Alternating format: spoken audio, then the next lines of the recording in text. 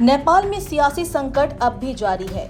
जेन जी के प्रदर्शन के बाद नेपाल में सत्ता की बागडोर किसके हाथ में जाएगी, इसका स्पष्ट जवाब अभी तक नहीं मिल सका है। केपी शर्मा ओली की सरकार के गिरने के बाद से नेपाल में अंतरिम प्रधानमंत्री का मुद्दा सबसे अहम बन गया है। ओली के इस्तीफे के बाद से नेपाल में राजनीतिक अस्थिरता बढ़ गई है और एक नए नेता को चुनने की प्रक्रिया जारी है। नेपाल की पूर्व चीफ जस्टिस सुशीला कार्की ने फिर से प्रधानमंत्री बनने की दौड़ में अपनी स्थिति मजबूत की है।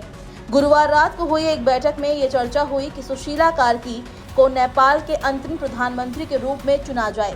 इस बैठक में कई प्रमुख नेता और संवैधानिक विशेषज्ञ शामिल थे, जिनमें नेपाली सेना के प्रमुख अशोक राज सिग्देल, सुप्रीम कोर्ट के चीफ जस्टिस प्रकाश सिंह राउत और संसद के स्पीकर नारायण दहल भी थे। इस बैठक के बाद ये स्पष्ट हुआ कि सुशीला कार्की को लेकर सहमति बनती दिख रही है। इतना ही नहीं, नेपाल में जिन युवाओं ने केपी ओली की सरकार के खिलाफ आंदोलन किया था, उनकी पहली पसंद भी सुशीला कार्की ही है।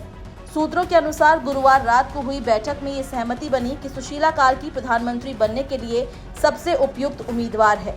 काठमांडू के मेयर बालेन शाह भी उनका समर्थन कर रहे हैं। हालांकि बालेन शाह ने खुद अंतरिम प्रधानमंत्री बनने के प्रस्ताव को ठुकरा दिया और सुशीला कार्की के पक्ष में अपनी आवाज उठाई है। हालांकि गुरुवार को एक समय ऐसा भी आया था जब खबर आई थी कि सुशीला कार्की ने प्रधानमंत्री बनने की रेस से अपना नाम वापस ले लिया है। इसके बाद कुलमान घिसिंग का नाम सामने आया, लेकिन उनके नाम पर भी सहमति नहीं बन सकी। इसके बाद आर्मी चीफ अशोक राज सिग्देल ने सुशीला कार्की से बातचीत की और उन्हें 15 घंटे तक मनाने की कोशिश की। नेपाल में इस समय राजनीतिक अस्थिरता चरम पर है और सभी की नजरें आज के दिन पर टिकी है। आज इस बात का औपचारिक ऐलान हो सकता है कि नेपाल का अंतरिम प्रधानमंत्री कौन होगा।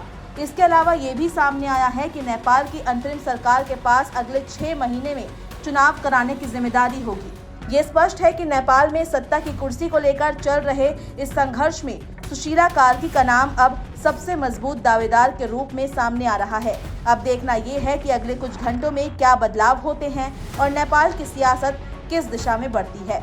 आपको बता दें कि अंतरिम सरकार के चयन के लिए बातचीत के बीच नेपाल में हालात पटरी पर लौट रहे हैं। गुरुवार को काठमांडू और नेपाल के अन्य हिस्सों में स्थिति शांतिपूर्ण रही। अधिकारियों ने बताया कि बीते सोमवार यानी कि 8 सितंबर को शुरू हुए हिंसक विरोध प्रदर्शनों में मरने वालों की संख्या बढ़कर 34 हो गई है। वहीं सेना के जवानों ने गुरुवार को भी संवेदनशील इलाकों में गश्त जारी रखी।